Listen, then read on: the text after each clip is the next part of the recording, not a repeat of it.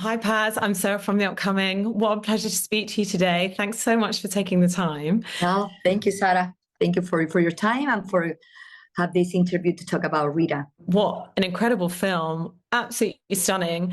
So huge congratulations just to begin with. For people who haven't had a chance to see it though yet, can you give us a brief intro? How would you describe what they can expect when they go in to watch Rita? It's a movie about a childhood that the people that we came from a specific generation. I mean, when I was a kid in the 80s. So it's a movie about that way to be a kid that disappeared. So now it was my movies. It's kind of like a dedicate to all people that we were kids in a period before all the technology came. And it's like that. It's like to trying to reconnect with the kid that we were. And of course, you've had, an incredibly successful career as an actress, right from when you were young, just a teenager, both here in Europe and in Hollywood. What made this the right time for you to kind of step behind the camera yourself? And why was this the story you wanted to tell for your directorial debut? The idea of being direct something came to me many years ago, but I needed to find the correct story to start. I wanted to explore, like in a way, my past. I wanted to explore, like I said before, a period that disappeared, and I wanted to explore the universe of the kids in relation with the adult world. And sometimes, as an adult, we are not conscious about how everything can affect to the kids. We are not aware of how behavior and our behavior can affect to the kids and to their lives. So I say, okay, we have a problem in our society that we need to fix, and I wanted to talk about this. We need to talk about gender violence. We need to talk about domestic violence, but through the little ones, through the eyes of the little ones, which is another perspective of this problem. And thus, Rita happens. And how much of it is informed by your own upbringing in Seville, your personal experiences? How much of that is maybe just taking elements of it, but, very much a fictionalized story? It's a fiction. I mean, the story of Rita is not my story. The space and the timing and the period, everything around Rita is my story. I was a child in the 80s. I lived in a neighborhood similar to the story. I had that kind of family, not in the violent thing, but that kind of, routines. The way that I had fun when I was a kid, and everything, it was like my thing, my memories, my images that I have in my mind. And I put it because I wanted to give, I wanted to, everything looks so real, like in the story. I think it's important to connect with the audience that everything that's happening on the screen, it has to be real. It has to feel real. So that's why I went to my own memories, my own story, to create that life, that family, that atmosphere to deliver like a real thing, And it's so beautifully shot, not only in the fact that it so wonderfully evokes the period, with the costumes and the houses and the settings, but also this point that you made about it being so much from the child perspective. So often I feel like, we can see the parents, the women chatting, and we can only see their legs because that's all that they would be able to see from where they are. Or we can hear that the telly's on in the background, but they're perhaps not catching everything that's being said. So everything, is really so from that perspective. Was that something really important to you? And how did you kind of pull that off? Because it mustn't have been something so easy to achieve. Yeah, it was also in the script. All that things that you are saying it was in the script because it's all about that. This is not a movie about a marriage. This is not a movie about a couple that they have problems. This is a movie about kids, and it's a movie about, as a kid, what do you really know? What is happening around you? What do you really know? What you really think that you know? What you really listen but you don't understand, but you're listening and you feel that there is something in the atmosphere that is, you don't have even the name to name that. You don't know the name to name what is happening around you, but you feel it. They absorb everything around them, and they are very awake all the time. And sometimes as an adult, we are thinking like, oh, they don't know anything. They are in their own world. They are in their own imagination. And it's the opposite. The kids are really aware of everything around it to survive. And for me, was everything, the format, everything, the sound mixing, everything in the story helps in that way. Like, they are there, they are on the screen, and they're listening. They are feeling things. They don't really know.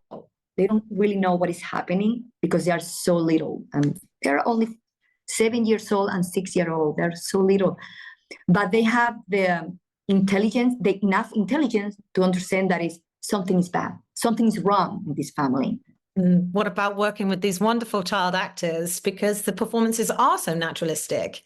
Of course, you're not only behind the camera, having written the script, but also starring alongside them. So I guess you were also switching hats yourself. So what was it like having to do that, but particularly work with the child actors? With the kids, I really, really had an amazing experience with them because they don't have experience. It was for the little one, for Lolo, Alejandro, was his first job in front of the camera. Sofia Yepuz, Rita, she has more experience. She did a short movie before, and she did some commercials. So she understand what is happening on set. No, I had an amazing lucky. I was very lucky because both kids, they were very present all the time, and they listen very well. And that is very important. This is a very important quality as an actor, the capacity of listening. And they were like that. They were very aware of everything, and they listen very well.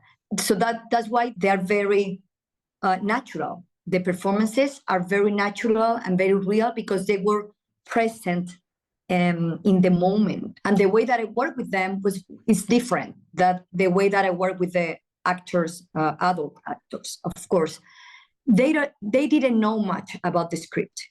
They didn't know. I said to their parents, I say, don't tell the kids story. They need to be fresh. They need to just play and like kids and live piece by piece. They didn't know the whole story because it's too much.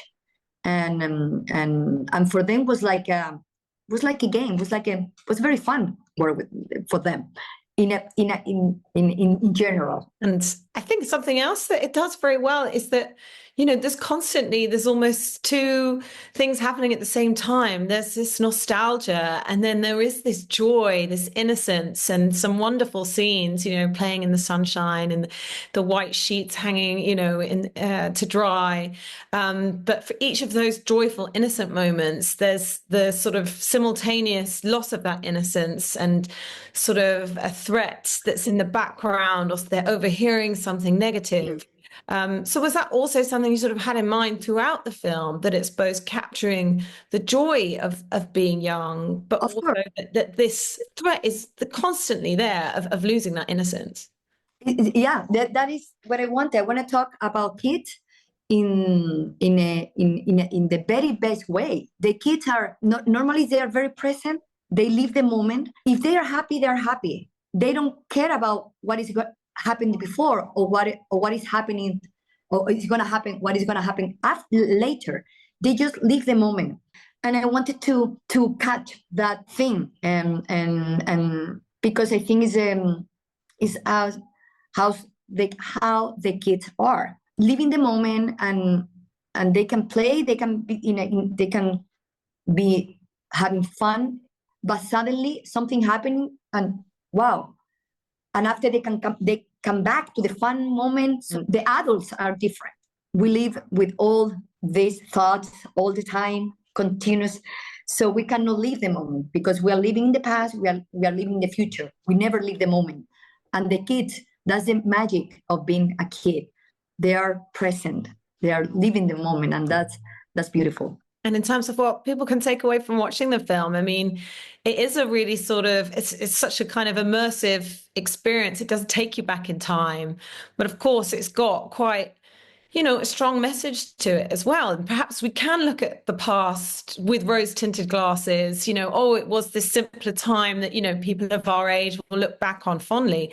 But of course, there were elements of society which were also not at all progressive. Women were trapped, you know, even when she's saying to, you know, I want to leave my partner. It's, well, you know, how can you? Why would you? What on earth would you do? You would hope that we have made progress on those things. Of course, it is something that's still there. And, you know, violence against women is still there. So we can see how much we've progressed, but perhaps not as much as we should have done. Totally. We progress, but we are dealing with things like that. And now you can see that in the new generations, the control. There is some behaviors that they're still in the society, and in particular in Rita, the law to get divorced happening very late in 1982, and that law was very unpopular in the society at that moment. Nobody wants, nobody believes on divorce. No, they thought that the people on the street is like, no, the divorce, you cannot divorce. You cannot divorce because we are very Catholic still. We were a Catholic society.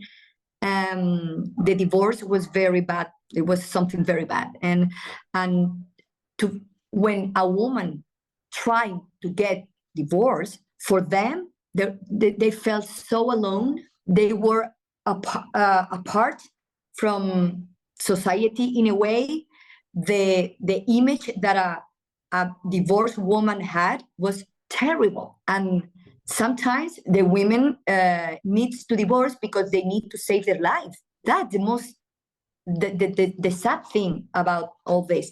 And I wanted to explore that specific moment, that when we had that law, but to use that law, it was really a bad thing. And although that generation of women, to me, they deserve that, like a spotlight, because for them it was very hard to get free from a horrible marriage. And this is sad to feel and to see that still we are dealing with this kind of problems. And it's not just in Spain, of course, it's everywhere.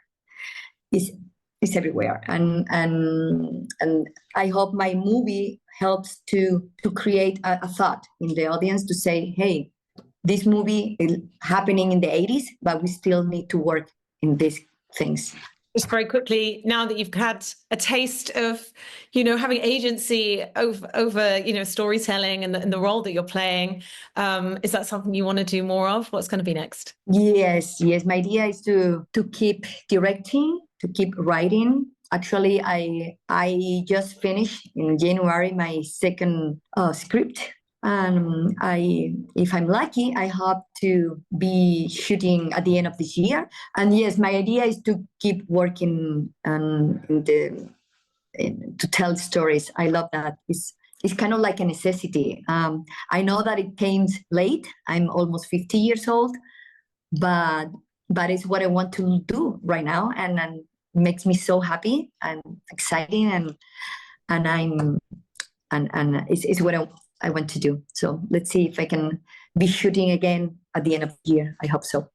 Oh, yeah, I hope so too. Well, thank you so much for sharing all that with me. Huge congratulations on making such a wonderful film. And I can't wait for everyone else to see Rita. Thanks a lot. Thank you, Sarah. Thank you. A pleasure. Muchas gracias.